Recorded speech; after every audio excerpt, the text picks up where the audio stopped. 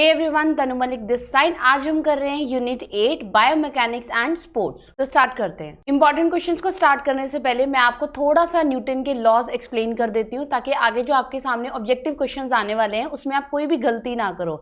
तो सबसे पहले है न्यूटन के 3 लॉज। फर्स्ट लॉ, इसको बोला जाता है इनर्शिया। ये जो वर्ड है इनर्शिया, इसका मतलब है जिसमें कोई भी मूवमेंट ना हो, जो स्टेबल हो। सेकेंड लॉ ऑफ न्यूटन जो है, it is related to acceleration. Acceleration means speed. Third law ये रिलेटेड है एक्शन एंड रिएक्शन से, कि आपका एक्शन क्या था और उसका रिएक्शन क्या हुआ। इसको एक डायग्राम की हेल्प से समझते हैं। तो इस डायग्राम में है न्यूटन के लॉज। न्यूटन का फर्स्ट लॉ क्या कहता है? Law of inertia. जब तक हम एक ऑब्जेक्ट को हिलाएंगे नहीं, वो अपनी ही प्लेस पर रहेगा। फॉर एग्जाम्पल, ये जो पेंगुइन है, जब तक हम इसको धक्का नहीं देंगे या खुद से ये फोर्स अप्लाई नहीं करता है, तो ये वहीं पर रहेगा। This is first law of Newton, law of inertia. Second law क्या कहता है? कोई भी ऑब्जेक्ट जब मोशन में है तो वो सेम स्पीड और सेम डायरेक्शन में रहेगा। जैसे जब इस पेंगुइन ने यहाँ से स्टार्ट किया तो वो सेम डायरेक्शन में जा रहा है और सेम स्पीड में रहेगा।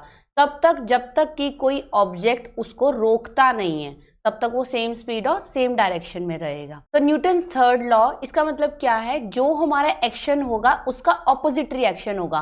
फॉर एग्जाम्पल, ये जो पेंगुइन जब यहाँ पर पेड़ में आकर टकराया तो पेड़ का क्या रिएक्शन होगा? वो स्टेबल थोड़ा खड़ा रहेगा। जैसे कार्टून्स में दिखाते हैं ना कि पेड़ उतना ही पीछे जाके फिर से आपको वापस फेंक देगा। तो this is every action has equal and opposite reaction. तो अब हम स्टार्ट करते हैं अपने ऑब्जेक्टिव टाइप क्वेश्चंस। तो न्यूटन के 3 लॉज आपने अच्छे से समझ लिए। Now this is question number 1. Acceleration of an object is directly proportional to the force exerted upon it. Acceleration means speed की बात हो रही है। तो ये कौन से लॉ में किया था? हमने डायग्राम से भी किया था। This is Newton's second law of motion, which is related to acceleration. Next question. Newton's which law states that every object will remain at rest or in motion until any external force is applied? Newton का कौन सा law ये कहता है कि जब तक आप इस फुटबॉल को किक नहीं करोगे, ये अपनी जगह पर ही रहेगी? कौन सा लॉ कहता है? This is Newton's first law of motion, which is law of inertia. Next question. Swimming is the best example of which law of motion? अब स्विमिंग में क्या होता है? जब हम स्विमिंग स्टार्ट करते हैं तो हम पानी को पीछे की तरफ फेंकते हैं, लेकिन पानी हमें किस तरफ फेंकता है? आगे की तरफ। तो जो हमारा एक्शन है उसका जो रिएक्शन है वो ऑपोजिट है। तो कौन सा लॉ है जिसमें एक्शन और रिएक्शन की बात की गई है? This is law of reaction, Newton's third law. तो जो स्विमिंग है इसका बेस्ट एग्जाम्पल है। हम पानी को पीछे की तरफ फेंकते हैं और पानी हमें आगे की तरफ फेंकता है। Next question. Friction always acts dash the motion of an object. Friction कैसे एक्ट करता है? सबसे पहले तो आपको पता होना चाहिए कि फ्रिक्शन क्या होता है। फॉर एग्जाम्पल, जब हम दो चीज़ों को आपस में रब कर रहे हैं, फॉर एग्जाम्पल मैं अपने हाथों को रब कर रही हूँ तो दो चीज़ें आपस में टकरा रही है, इनके बीच में क्या है? आपस में क्या हो रही है? हाथों को मैं रगड़ रही हूँ। There is friction. तो फ्रिक्शन एक ऐसी फोर्स होती है जो कि पकड़ बना के रखती है और मोशन को रोकने की कोशिश करती है। This is known as friction. अब यहाँ पे ये डायग्राम दिया हुआ है। ये जो पर्सन है ये इस ऑब्जेक्ट को आगे की तरफ पुश कर रहा है। अब सरफेस और इस ऑब्जेक्ट के बीच में एक फोर्स है जिसको हम फ्रिक्शन बोलेंगे। तो जो फ्रिक्शन है वो इसको अपोज कर रही है। जो इस ऑब्जेक्ट को धक्का मार रहा है, फ्रिक्शन जो फोर्स है वो इसको रोकने का काम कर रही है, पकड़ बना रही है। तो यहाँ पर क्वेश्चन में पूछा है कि फ्रिक्शन किस तरह काम करती है, कौन सी डायरेक्शन में? सेम डायरेक्शन में, परपेंडिकुलर डायरेक्शन में, ऑपोजिट या 45 डिग्री? तो इसका राइट आंसर है ऑपोजिट डायरेक्शन। ये इसको आगे की तरफ धक्का मार रहा है, जो फ्रिक्शन है वो पीछे की तरफ है। This is friction. तो right answer is option number C, opposite side. Next question friction से रिलेटेड ही है। Explain what is dynamic friction. Dynamic जो वर्ड है उसका नॉर्मल मीनिंग क्या है? डायनामिक का मतलब होता है an object which is in action. Dynamic means changing. Dynamic friction, friction जो कि मूवमेंट के टाइम पर है। तो डायनामिक फ्रिक्शन क्या हो गई? जब एक ऑब्जेक्ट एक सरफेस के ऊपर कंटिन्यूसली मूव कर रहा है तो वो जो फ्रिक्शन है, वो जो रगड़ है, दैट इज कंटिन्यूअस। तो this is dynamic friction. Dynamic friction जिसको हम काइनेटिक फ्रिक्शन भी बोलते हैं, ये 2 टाइप्स की है। One is sliding friction. Sliding में क्या है? स्लाइडिंग फ्रिक्शन मीन्स आप इस ऑब्जेक्ट को धक्का मार रहे हो तो ये स्लाइड कर रहे हैं सरफेस के ऊपर। And second is rolling friction. Rolling means जो टायर्स से रिलेटेड है, जिसमें व्हील्स हैं, तो वो रोल कर रहा है, दिस इज रोलिंग फ्रिक्शन। अब इसी से रिलेटेड क्वेश्चन आ गया, what do you mean by rolling friction. Rolling friction क्या थी, जब एक ऑब्जेक्ट रोल करते करते मूव कर रहा है और उस ऑब्जेक्ट और सरफेस के बीच में जो फ्रिक्शन है, दिस इज रोलिंग फ्रिक्शन। अब यहाँ पे एग्जांपल दिया गया है एक बॉल का, यहाँ पर ये बॉल रोल करते करते नीचे की तरफ आ रही है, तो इस बॉल और इस सरफेस के बीच में जो पकड़ है, जहां पर ये रब हो रहा है, दिस इज रोलिंग फ्रिक्शन। और ये बॉल तब तक नहीं रुकेगी जब तक आगे कोई और ऑब्जेक्ट ना आ जाए या फिर फोर्स खत्म ना हो जाए। ऐसे ही इन्होंने एग्जांपल दिया है, जैसे क्रिकेट की बॉल है, वो तब तक ग्रास पर रोल करती रहेगी जब तक उसमें मोशन है, लेकिन कुछ टाइम के बाद जो रोलिंग फ्रिक्शन है वो उसे रोक लेगा। नेक्स्ट क्वेश्चन जो कि आपके लिए बहुत इंपॉर्टेंट है, सीबीएसई 2020 में भी आया था ये, explain Newton's laws of motion and their application in sports. तीनों लॉज हमने एक्सप्लेन कर रहे हैं और वो स्पोर्ट्स में कैसे काम आते हैं। तो न्यूटन के जो तीनों लॉज हैं उनके मल्टीपल एप्लीकेशंस है, जितने भी स्पोर्ट्स हैं सब में वो अलग अलग तरीके से अप्लाई होते हैं। तो सबसे पहले हम कर रहे हैं न्यूटन का फर्स्ट लॉ।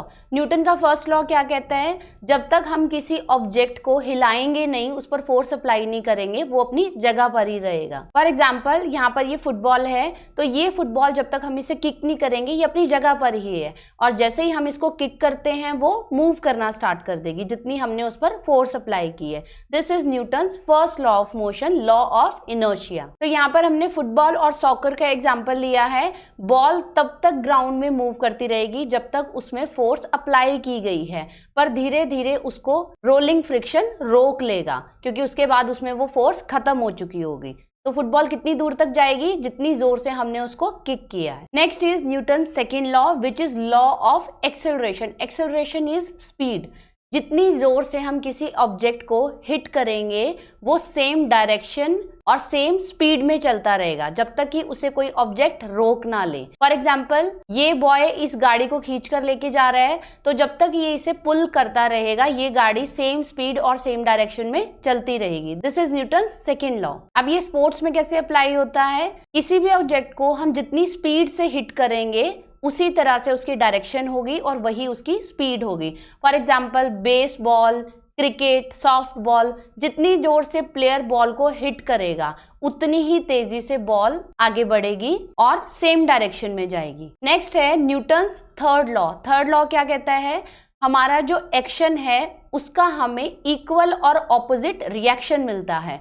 गेम्स में ये कैसे अप्लाई होता है, फॉर एग्जाम्पल मेरे पास बास्केटबॉल है और मैं इसको जोर से दीवार पर फेंक के मारती हूँ, तो क्या होगा, दीवार उल्टा उस बॉल को मेरी तरफ फेंक देगा उतनी ही फोर्स से जितनी फोर्स से मैंने बॉल को फेंका था। इसका सेकेंड एग्जाम्पल है स्विमिंग।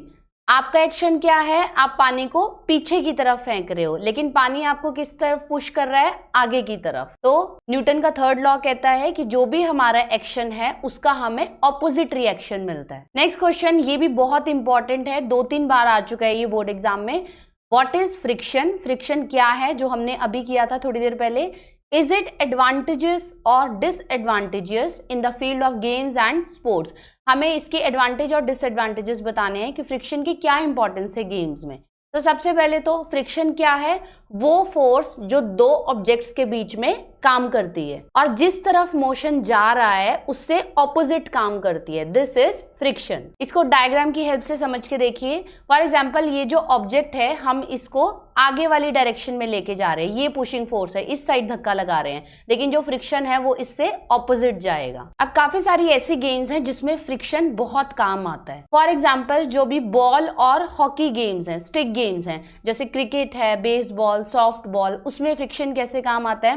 फॉर एग्जाम्पल बैट्समैन ने इस बॉल को हिट किया तो बॉल काफी दूर तक जाएगी, लेकिन इसका मतलब ये तो नहीं है कि बॉल चलती ही रहेगी, ऐसे तो बॉल गुम ही हो जाएगी। कहीं ना कहीं जाकर बॉल टकराएगी और वो रुक जाएगी, या फिर जब उस बॉल की फोर्स खत्म हो जाएगी तो वो रोलिंग फ्रिक्शन उसको रोक लेगा। तो यहाँ पर फ्रिक्शन बहुत इंपॉर्टेंट है। एक एडवांटेज हमने कर लिया ball and stick games. Second है एथलेटिक्स में।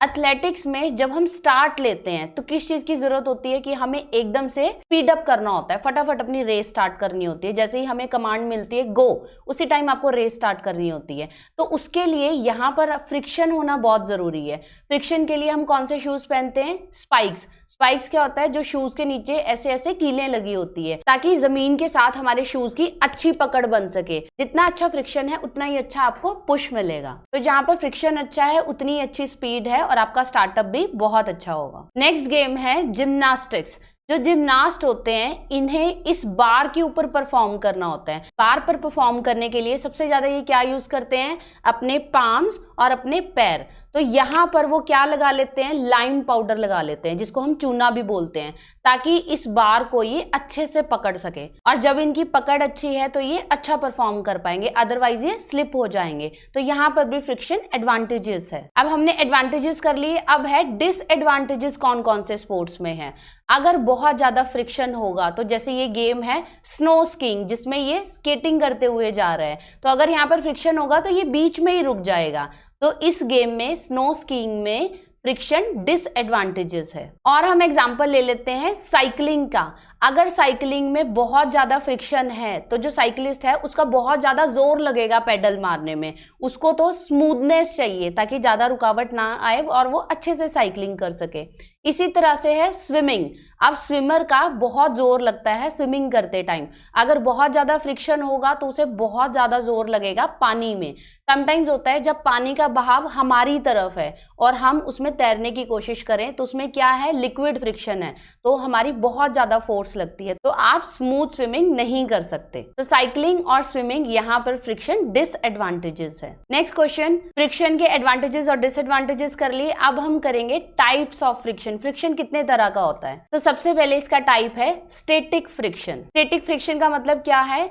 फॉर एग्जाम्पल ये सरफेस है और सरफेस के ऊपर एक ऑब्जेक्ट रखा हुआ है, लेकिन ये ऑब्जेक्ट जो है अभी मूव नहीं कर रहा है। So this is static friction, कि जो रगड़ है वो आपस में ये दोनों जो ऑब्जेक्ट्स हैं ये टच में हैं, बट इसमें अभी कोई मूवमेंट नहीं है, ये स्टेबल है। This is static friction. इसके टाइप्स हम डायग्राम की हेल्प से समझ लेते हैं। पहले स्टैटिक फ्रिक्शन जो हमने अभी की है, जब तक इस व्हील चेयर को हम मूव नहीं कर रहे हैं तो यहाँ पर कौन सा फ्रिक्शन आ रहा है? Static friction. Second is sliding friction.